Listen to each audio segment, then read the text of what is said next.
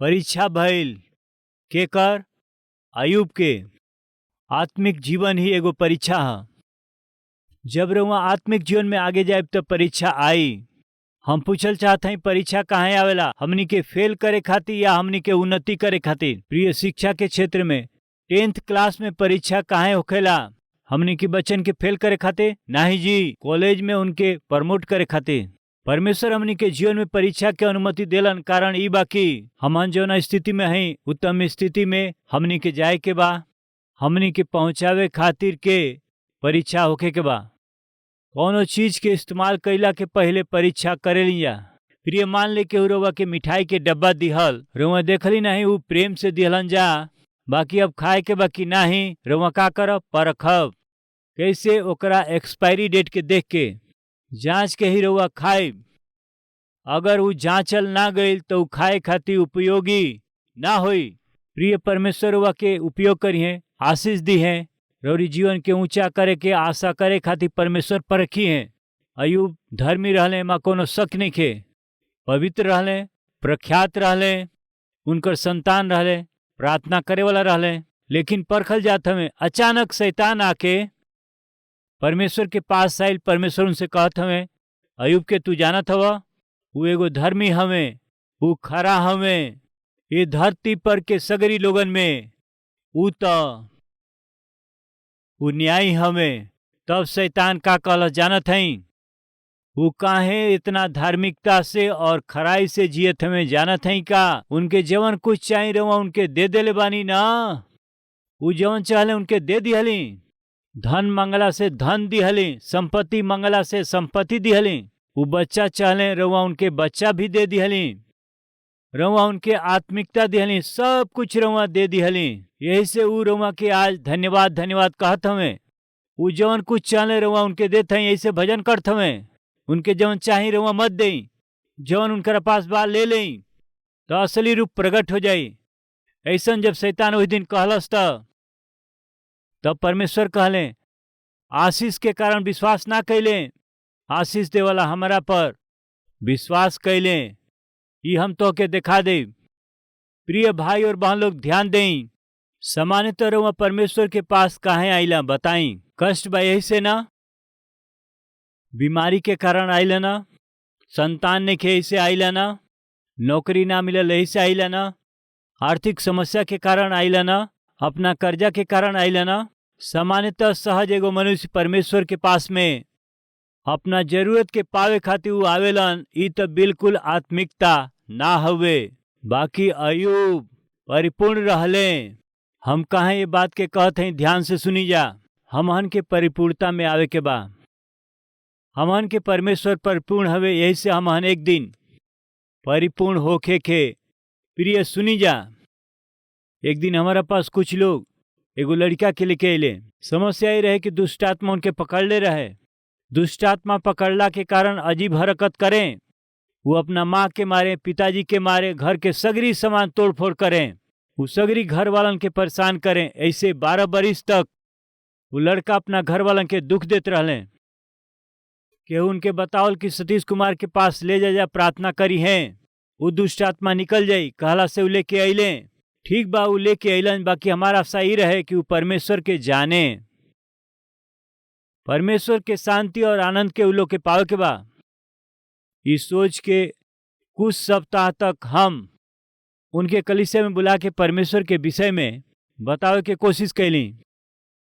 बाकी ये 4 सप्ताह में चर्च में सबसे पहले क्या होता रहे जानत हई? माता, पिता और ये लड़का सामने के लाइन में ये तीनों बैठत रहले। उनके देख के हम बड़ा खुश रहले। आराधना शुरू भइला के पहले ही आ जाते रहलन, पहले से बैठ जाते रहले। परमेश्वर के प्रति इनकर भक्ति देख करके, समर्पण के देख के कुछ सप्ताह बीतला के बाद प्रार्थना कैली। वो दुष्टात्मा छोड़ के निकल गई। विचित्र बात का हुए जानत है? वही दिन के बाद वो परिवार हमरा के दिखाई ना दिहलस। कारण बताई जा। वास्तव में उनके परमेश्वर के जरूरत ना रहल। उन्हें लोग के आशीष देवे वाला परमेश्वर ना चाही, आशीष चाही। वो परमेश्वर के पास परमेश्वर खातिर ना आइले, बाकी परमेश्वर के देवे वाला आशीष के कारण परमेश्वर के पास अइले। ई भरपूरी ना ह। प्रिय, बहुत से लोग परमेश्वर के पास आके हमारा बेटा के शादी ना भइल, हमारा बेटी के शादी ना भइल, इस तरह से रउआ प्रार्थना करीला, उपवास रख के प्रार्थना करी, शादी ना भइल, कई साल बीत गई, शादी ना भइल, तब रउरी मुँह से का निकली जानत हई? का परमेश्वर है रउआ प्रार्थना ना सुनीला? केतनो प्रार्थना करी जा जवाब ना देली, केतनो आंसू बहाई जा जवाब ना देली, कहवा बनी रहुआ? ऐसे रहुआ कहिला, यानी अपना आशीष खातिर परमेश्वर के धन्यवाद करत हई। रहुआ परमेश्वर के साथ बंधन के नहीं बनावत। और कुछ लोग प्रिय संतान ना भइला से प्रभु के पास आके वो प्रार्थना करेलन, अगर उनके जवाब ना मिलल त परमेश्वर के छोड़ दी हैं। ये आत्मिकता ना हुए। प्रिय, अयुब के विषय शैतान कहता सब कुछ दिले, ऐसे भजन करता, ले लो के असली रूप प्रकट हुई। परमेश्वर कहले अयुब ऐसा ना हुए, चाहे तो देख ल। एगो व्यक्ति दौड़त अइले आके हमनी के पास, दुश्मन आकर के हमला करके भेड़ बकरी सब लेके गईले। एक जना और अइले हमनी पर, और दुश्मन हमला कैले, हमनी के गाय बैल सबके लेके चल गेले। एगो और व्यक्ति अइले, तोहार बच्चा भोज करत रहले, एगो भयानक आंधी चल, उ जौना भवन में बैठल रहलन जा, वो उनकरा ऊपर गिर गई, तोहार बच्चा मर गईले। एक ही दिन में अयुब अपन सगरी कुछ खुआ दिले, उ सब कुछ खुआ दिले। इस तरह से सब कुछ खुआइला के बाद भी अयुब कहले यहोवा दिहले और यहोवा ही ले लिहले। उनकर महिमा होखे पावे, परिपूर्णता। रोरी प्रार्थना के जवाब मिलला से ही भजन निखे करे के, रउआ जवन मंगली, रउआ जवन चाहली परमेश्वर के दिहला से परमेश्वर के धन्यवाद निखे कहे के। कई बार और प्रार्थना के जवाब ना मिलला से, कई बार दुख ना दूर भइला से, कई बार आपका आंसू ना पोछल जाला, कई बार और बीमारी दूर ना होखेला, कई बार रउआ के नौकरी मिले में देरी भइला से, प्रमोशन भइला में देरी भइला से, रउरी प्रार्थना के सुनला में देरी भइला से, तब राउर असली आत्मिकता प्रकट हो जाला। प्रिय, एगो माँ हमारा पास आके कहले, बेटा हमरा लड़की खातिर प्रार्थना करी। काहे खातिर? बेटा वो बहुत अच्छा से कलीसिया में आवत रहली, हमसे पहले तैयार होत रहली, चला माँ कलीसिया चली जा, बाकी अब नहीं आवत। काहे नहीं आवत? 10 क्लास फेल बड़ी, 10th क्लास में फेल भइल, कलीसिया में ना आइल, एकर का संबंध बा बताई? हमार बेटी कहते परमेश्वर ही हमरा के फेल कैले, हमें परमेश्वर फेल कैले। बताई प्रार्थना का भइल? हम भरोसा से चर्च अली, कहाँ अली? एग्जाम में अच्छा अंक पावे खातिर का? छोटा बच्चा के स्वभाव बताई। हमनी घर में केहू मेहमान आवे तो हमनी के घर में मेहमान आवे, छोटा बच्चा हमें ई जान के कोई मिठाई, टॉफी या बिस्किट के पैकेट लेके आवेलन।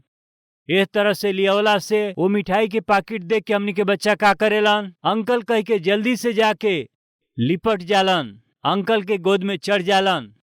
वो कब तक अंकल के गोद में रहे हैं? जब तक उनके मिठाई के डिब्बा ना मिल जाई। वो मिठाई के डिब्बा लड़का के हाथ में आ जाओ, का गोद में रही का? गोद में रही का? उस समय तक वो जोर से पकड़ लिहले, बात करत रहले, बाकी नजर कहाँ रहे? मिठाई के डिब्बा पर। जैसे ही मिठाई के डिब्बा के ले ला बेटा कह के देलन, जैसे ही उनके हाथ में आवला ऐसे ऐसे करके वो का करेलन? वो अंकल के गोद में से बाहर चल जालन। वास्तव में वो लड़का के का चाहत रहे? वो अंकल जी के प्यार या अंकल के लियावल गईल मिठाई? बताई का? वो मिठाई के पैकेट चाहिए उनके। प्रिय, कई बार बच्चा हमनी से पैसा मांगेलन तो हमन का करेला कि हम उनके पैसा देवे खातिर के मुट्ठी में 5 के सिक्का रख ले ली जा, तब वो आके रौरी गोदी में बैठ के रउआ मुट्ठी में जौन 5 रुपया सिक्का बा लेबे के कोशिश करेलन। रौरी गोदी में बैठ के रौरी मुट्ठी के खोले के कोशिश करेलन। जब तक रउआ 5 रुपया के सिक्का के ना दे देली, वो कहाँ बैठिए? रौरी गोद में ही न बैठिए। वो रउआ से बात करेलन और रौरी मुट्ठी के खोले के वो कोशिश करेलन। जैसे ही रउआ मुट्ठी के खोल देली, 5 रुपया के सिक्का उनकर हाथ में चल जाला, का वो बैठी है? सीधे लेके चल जाई हैं। उनकर स्वभाव का है? छोट बच्चन का स्वभाव हवे। आज हमन में बहुत लोगन के स्वभाव बाटे। प्रिय, 10 गो कोढ़ी लोग प्रभु यीशु मसीह के पास अइले। वो काहे वहां अइले? कोढ़ी रहले, यही से आके का कहले, यीशु हमनी कोढ़ी हैया, सब लोग हमनी से घृणा करेलन, लोगन के पास हमनी का जी नहीं पावत, लोग हमनी के निकाल दिले, हमनी पर तरस खाई कहला से यीशु जी कहले तो हम लोग पास से ले जाना, फिर से जा करके तो हम लोग याजक लोग के दिखावा जा, यदि केहू के शरीर में कोनो दाग होखे या कोढ़ होखे तो याजक के दिखावे के बा, यदि कोढ़ के बीमारी से उ लोग शुद्ध हो गइल बा तो फिर जाके याजक के दिखावे के होला। यीशु जी कहले जाके याजक के दिखावा। जब वो आनंद के साथ जात रहले, उ लोग रास्ता में चंगा भइले, शुद्ध हो गइले। 10 लोगन में कितना लोग लौट के वापस आइल? खाली एक जना लौट के अइले। 9 लोग काहे नहीं अइले? वो काहे नहीं अइले कहला से उनके खाली चंगाई चाहत रहे, चंगा करे वाला परमेश्वर ना चाही। प्रिय भाई और बहन लोग, प्रिय, हम यीशु के पास यही से ना आइले कि यीशु हमरा इच्छा के पूरा करें। असल में यीशु मसीह हमनी खातिर का कैले एकरा के समझ जाई तो प्रभु हमके जवाब दें या ना दें, हमनी के कष्ट के दूर करें या ना करें, नौकरी दें या ना दें, संतान देव या ना दें, जीवन भर आभारी रहे के कारण का है कि वो हमरा खातिर अपना जान के ही दे दिया। यही से प्रभु के बलिदान से, प्रभु के मृत्यु से जवन रउआ लालसा करीला ओकरा में से कोनो महान ना हुए। कृपया ध्यान दें, सोना के उपयोग करे के बाद तो सोना के पहले परखे के पड़ी। परमेश्वर हमके रउआ के उपयोग करी हैं, परमेश्वर हमरा के रउआ के आशीष दी हैं, उपयोग करी हैं तो आशा कैला से वो हमनी के परखी हैं। वास्तव में रउआ के आशीष चाही या आशीष देवे वाला परमेश्वर? जब राउर जीवन आशीष देवे वाला परमेश्वर से बांधल रही तो रउआ हारम नहीं। अय्यूब के जीवन में यह भइल, अपना बेटन के खो दिहले, बेटिन के खो दिहले, संपत्ति के खो दिहले, उ सब कुछ खो दिहले। उ का कहले जानत हई? परमेश्वर दिहले और परमेश्वर ही लिहले। उनकर नाम ऊंचा होके पावे, उनकर महिमा होके पावे, परमेश्वर के उछोड़ने नहीं। उनकरा जीवन में इतना बड़ हानि भइले, यही से कष्ट आ गई, दुख आ गई, बाकी परमेश्वर से दूर ना भइले। उनकरा जीवन में ऐसा समस्या आ गई कि उ केहू से ना कह सकत रहले, तब उ कहाँ गए जानत हई? सीधा परमेश्वर के पास गईले। काहे खातिर? परमेश्वर के सिवा शांति केहू ना दे, परमेश्वर के अलावा केहू हमके समझ ना पाए। प्रिय भाई और बहन, हमहन के जीवन में हमहन जवन चाहली ना मिलला से, हमहन के जरूरत के ना मिलल तो निराशा और मायूसी हमनी पर छा गई, तब जे हमनी के समझ सकेला, आशीष दे सकेला और संभाल सकेला, जे हमनी के रचले बा, खाली उहे परमेश्वर। वो परमेश्वर से रउआ दूर मत जाई। अय्यूब अपन सब कुछ खोवा दिहले, बाकी परमेश्वर के ना खोवले। ई देख के शैतान का कहल जानत हई? रउआ उनके स्वास्थ्य देले बानी, स्वास्थ्य ही तो सबसे बड़ा धन बा। स्वास्थ्य देले बानी, यही से बड़ा आनंदित बाड़े। स्वास्थ्य भी उनसे ले लें, तब उनकर जाके असली भक्ति प्रकट होई। परमेश्वर अनुमति दिहले, उनकरा प्राण के मत छुइह कहले। तब शैतान अय्यूब के सगरी शरीर के फोड़ा से भर दिहलस। अंत में अपना शरीर के वो दुख के सही ना पाके एगो ठिकरा लेकर के खुजला के वो बैठ गए। कहाँ? राख में। सब चल गई, सब केहू चल गई, स्वास्थ्य भी गई, संपत्ति चल गई, अब जिए के कोनो आशा ना रहल। उनकर पत्नी आके कहत हई, परमेश्वर के निंदा करा और मर जा। अय्यूब एगो जगह में कहत हमें, हमरा सांस से हमार पत्नी घृणा करत हई, मर जाए के कहत हई। अय्यूब अपन सब कुछ खोवा दिहले, बाकी वो समय उ का कहले जानत हई? हमनी के खाली परमेश्वर से भलाई लेवे के चाही का? हमनी के बुराई नहीं लेवे के? मूर्ख स्त्री जैसे बात करत हूँ। परमेश्वर आशीष दिले, आशीष के अनुभव कर लीजा। अब परमेश्वर कष्ट के अनुमति दिले, हमें वो कष्ट के भी अनुभव करे के बा। प्रिय भाई बहन, कष्ट में से, दुख में से रहुआ गुजरत हई का? आर्थिक तंगी और बीमारी में से रहुआ गुजरत हई का? परमेश्वर से सवाल और निंदा मत करी। बाइबल बतावेले कि सब भइला पर भी अय्यूब अपना मुंह के बात से भी पाप के ना कैले। कारण जानत हई? परिपूर्ण रहले। का? परिपूर्ण हमें आशीष खातिर परमेश्वर पर ना विश्वास कैले। प्रिय लोग, आज हमनी के जीवन में आशीष खातिर परमेश्वर पर ना विश्वास करे के बा, अपना इच्छा के पूरा करे खातिर, मर्जी के पूरा करे खातिर ना।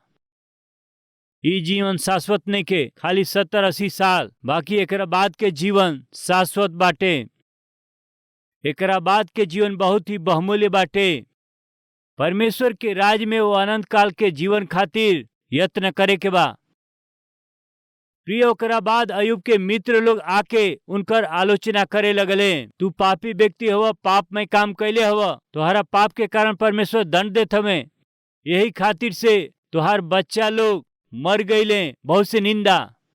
ये सब करा बीच में अयुब अपना मुंह के बात से पाप ना कैले। प्रिय, एक बार हमार दांत दर्द करत रहे, हम सहन ना कैली, का कहली जानत हई? असली में रवा हई केकरा के प्रिय? परमेश्वर के अस्तित्व पर सवाल कर दिहली। असली में रवा हई दर्द के सही ना पाके, यह हमनी के विश्वास। प्रिय, अयुब कितना दुख और कष्ट में से गुजरले।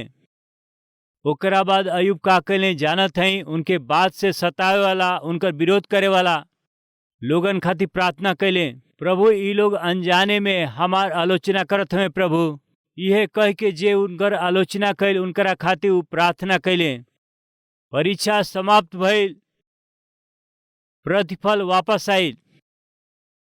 अयुब जवन कुछ खोवा देले रहले ओकरा प्रतिफल में परमेश्वर का कैले? परमेश्वर दुगना आशीष के उनके दे दिहले। काहे जानत हई? अयुब आशीष खातिर परमेश्वर के पास ना आइले, आशीष देवे वाला परमेश्वर के पास आइले। आज हमनी के आशीष पावे वालन के झुंड में से आशीष देवे वाला परमेश्वर के पास में एगो अटूट रिश्ता के स्थापित कैला से जीवन आसान हो जाई।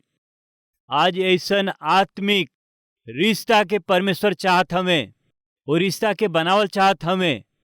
प्रिय अयुब, उनकर जवन कुछ खोवा गईल है ओकरा के वापस पा गईले। उनकर परीक्षा भइल। प्रिय, हमनी के बीच केहू बाटे का जेकर परीक्षा होता? तो हिम्मत से रही, वो परीक्षा खाली कुछ दिन खातिर बा। यूसुफ के परीक्षा भइल, उनकर भाई उनसे द्वेष कैले, उनकर भाई उनकरा के बेच दिले। वो एगो धर्मी रहले, झूठा आरोप लगा के उनकरा के जेल में डालल गईल। 13 बरिस तक उनकर परीक्षा भइल। उनकरा जीवन में शांति ना रहे, आनंद ना रहे। उनकरा जीवन में दिन प्रतिदिन निराशा के जिंदगी अनुभव कैले। बाकी रवा लोग सुनी जा, उनकर परीक्षा भइल और वो परीक्षा में यूसुफ जयवंत हो गईले। फिर का भइल? 13 बरिस के बाद में जौना देश में नौकर मजदूर के रूप में काम करत रहले, पाप ना करके भी अन्याय से बंदीगिरी में डालल गईले, वही देश में यूसुफ का बनले जानत हैं का? परमेश्वर उनके वो देश के प्रधानमंत्री बना दिहले। प्रिय, रउआ कष्ट में से जात हैं, दुख मुसीबत में से जात हैं का? आर्थिक समस्या में से जात हैं, गंभीर बीमारी में से होके जात हैं का? रउआ अपमान में से जात नहीं, निंदा में से जात हैं, अन्याय होत हवे का? रउआ प्रार्थना करत हैं बाकी जवाब नइखे मिलत, ऐसन सोचत हैं का? निराश मत होखी। परमेश्वर रउआ के परखत हमें, वो परखे के समय के परमेश्वर नियुक्त कैले हमें। जल्दी ही रउरी जीवन में अच्छा दिन आवे वाला बा। परमेश्वर रउआ पर तरस खई हैं, रउरी कष्ट के दूर करके, रउरी आंसू के पोंछ के मदद करे जात हमें। 13 बरिस तक परमेश्वर यूसुफ के परखले। जब वो 30 बरिस के भइले, परमेश्वर उनकरा के मिस्र के प्रधानमंत्री बनौले। प्रिय, लगभग 13 बरिस दाऊद भी परखल गईले। राजा के रूप में अभिषेक भइला के बाद भी जंगल में वो भागत फिरले, वो दुख उठौले, वो भोजन खातिर भी तरस गईल रहले। 10 से 13 बरिस के परखल जेला के समय पूरा भइला के बाद में परमेश्वर दाऊद के का कैले? देश पर शासन करे वाला राजा बना दिहले। प्रिय, अयुब पवित्र रहले, प्रसिद्ध व्यक्ति रहले, उनकर संतान रहे, प्रार्थना करे वाला रहले। उनकर परीक्षा भइल, बाकी प्रतिफल के देखले। का रहे वो प्रतिफल? दुगना आशीष के। रउआ पवित्र जीवन बिताई, प्रभु के आशीष के रउआ अनुभव करी, अपना बच्चन के प्रेम के साथ, प्रार्थना के साथ परवरिश करी। परीक्षा आई, परमेश्वर के मत छोड़ी, रउआ दूर मत जाई। प्रतिफल मिले वाला बाटे।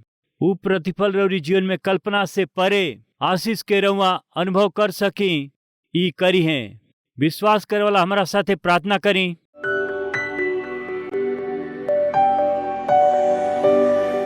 महान पवित्र प्रेमी पिता परमेश्वर, बहुत ही सीधा स्पष्ट रउआ हमसे बात कैली।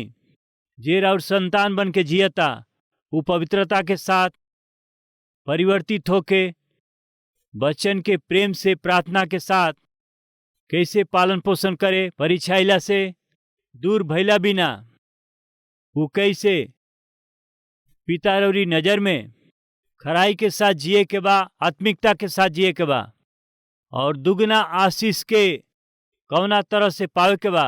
बहुमूल्य संदेश दिहला खातिर और धन्यवाद। पिता, आज हमनी के बीच में केहू कष्ट में से होके जात हवे तो वो बीमारी में से जात हमें, आर्थिक समस्या में से, जीवन के परेशानी में डलले होखे, अन्याय सहत होई है, निंदा के वो लोग सहत होई, वो अपना जीवन में आशीष के नेखन देख पावत। पिता, ये सब के बीच में बच्चन के सुधी लेवे वाला रउआ हई।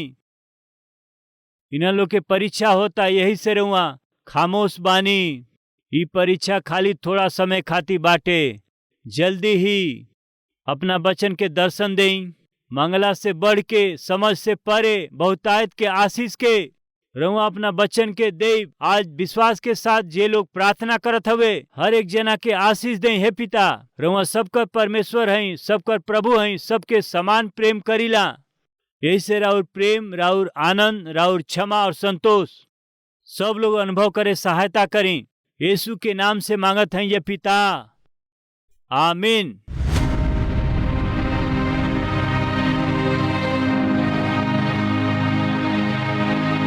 आप सबको शलोम। मेरा नाम बोगेश है। मेरी पत्नी का नाम दमयंती है। मैं एक कंपनी में सिक्योरिटी गार्ड की नौकरी करता था। मैं नौकरी के बाद दोस्तों के साथ मिलकर देर रात तक शराब पीता था। 2-3 बज जाते थे तब मैं घर जाता था।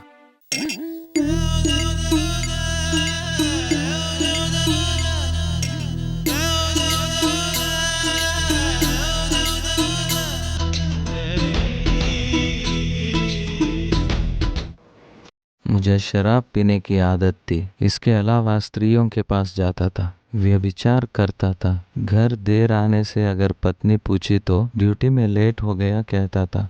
मैं बहुत शराब पीता था, इसलिए मैं बीमार पड़ गया। शरीर पर सारे धब्बे आ गए। स्किन स्पेशलिस्ट के पास गया, वो ट्रीटमेंट किए। महीने में 3000 रुपये के दवाइयाँ लिखते थे। उसके बाद मुझे बैक पेन शुरू हुआ और बैक पेन बहुत बुरी तरह से हो रही थी। बहुत से डॉक्टरों के पास गया, ट्रीटमेंट करवाया, दवाइयाँ लिया, लेकिन ठीक नहीं हुआ। और कुछ दिनों के बाद किडनी प्रॉब्लम हो गया। ड्यूटी को जा नहीं पा रहा था, घर पर ही था। अपना खुद का काम करने के लिए भी मुश्किल होता था। मैं अपनी पत्नी की सहायता से अपना काम करता था। वॉशरूम भी जा नहीं पाता था, तब मेरी पत्नी मुझे वॉशरूम ले जाती थी।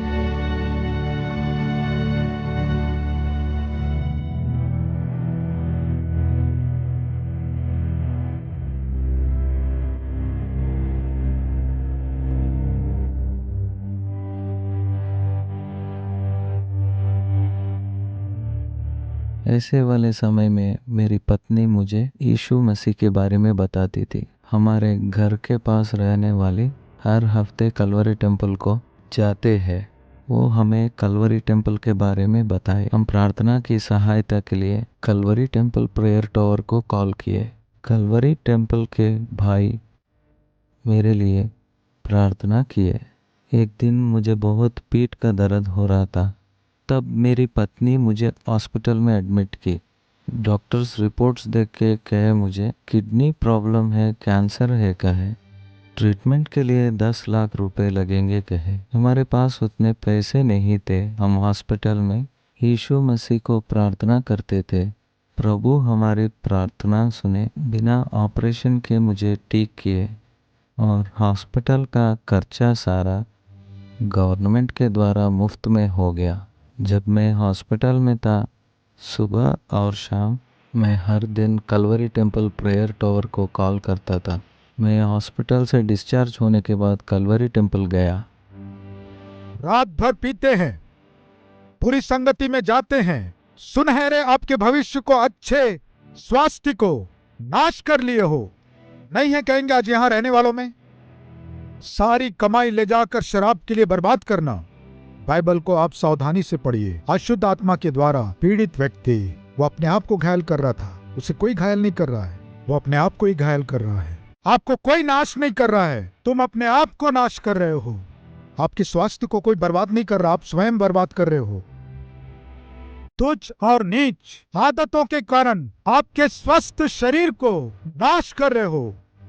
वचन सुनने के बाद मैं किस तरह से जी रहा था मुझे पता चला।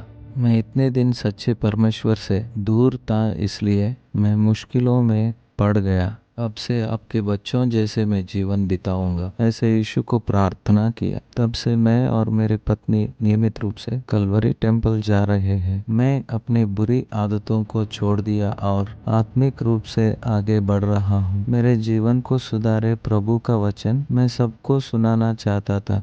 मैं सिक्योरिटी गार्ड का काम करते हुए हर महीने मैं अपना तनख्वाह में से 2000 रुपये इकट्ठा करता हूँ और 3 बार सुसमाचार सुनाया। जब मैं प्रभु का सुसमाचार सुनाया, प्रभु मुझे आशीष दिए। हमारे आर्थिक समस्या दूर हो गए। अब हम सुख शांति से जीवन बिता रहे हैं। प्रभु मुझे आशीष दिए। अब मैं अपना काम खुद कर रहा हूँ। अब मैं नौकरी के बाद सीधे घर जा रहा हूँ। हम यीशु की कृपा से बिना कोई कमी के जीवन बिता रहे हैं।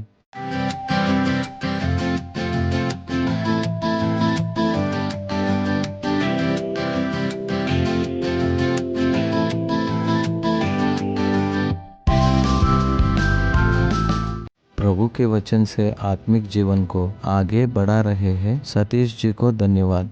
हमें आशीष दिए। यीशु को महिमा मिले।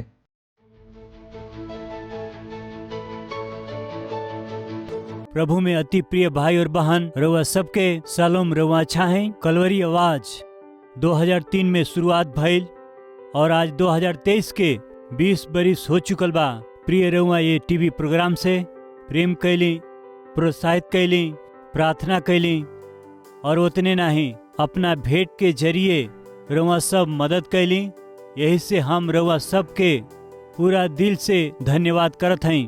आज एक कार्यक्रम के जरिए हजारों और करोड़ों लोगों तक जीवित परमेश्वर के अद्भुत सुसमाचार के पहुंचावे खातिर रउरी जरिए कैल गई मदद खातिर हम दिल से धन्यवाद देते हैं। और यही समय हमनी कही कलवरी आवाज के कार्यक्रम भोजपुरी में ही ना, भारत देश में बोले वाली हर एक मुख्य भाषा में प्रभु यीशु मसीह के सुसमाचार के हम पहुंचा सकें परिश्रम करत हैं। वैसे ही हर महीना लगभग 650 टीवी कार्यक्रम के प्रसारित करत हैं। जा बोझ से भरल इस सेवकाई आगे जाए के बात निश्चित रूप से राउर सहायता, प्रार्थना और सहयोग बहुत जरूरी बा। एगो कार्यक्रम के प्रसारण खातिर अनेक चैनल के माध्यम से 20,000, 30,000, 40,000, 50,000 तक एगो कार्यक्रम खातिर खर्चा करे के पड़ेला। प्रभु यदि रउआ के अगुवाई करें तो ये टीवी कार्यक्रम के मदद करे खातिर रउरी मन में बोझ दिहला से निश्चय प्रार्थना करके ये सेवकाई के मदद करी। हम चाहत हैं प्रिय हैदराबाद में हर शनिवार के होखे वाला स्पॉन्सर मीट में रउआ शामिल होके रउरी परिवार की ओर से एगो टीवी कार्यक्रम के सहायता कैला के जरिए सुसमाचार के लाखों लोगों तक पहुंचाई। हम विनती करत हैं प्रिय ये हफ्ता में परिवार में केहू को जन्मदिन बाका या परमेश्वर रउरी जीवन में कोनो शुभ काम कैले हमें का, रउरी प्रार्थना के जवाब देले हमें का, देले हुआ अंतकार धन्यवादी होके कलवरी आवाज के मदद करब या परमेश्वर संतान के आशीष देले, नामकरण करे के होके, अक्षर अभ्यास करे के हो, अन्न सेवन करे के होके। हमार पता बा Calvary, post box number 30, Kukatpally, Hyderabad 72।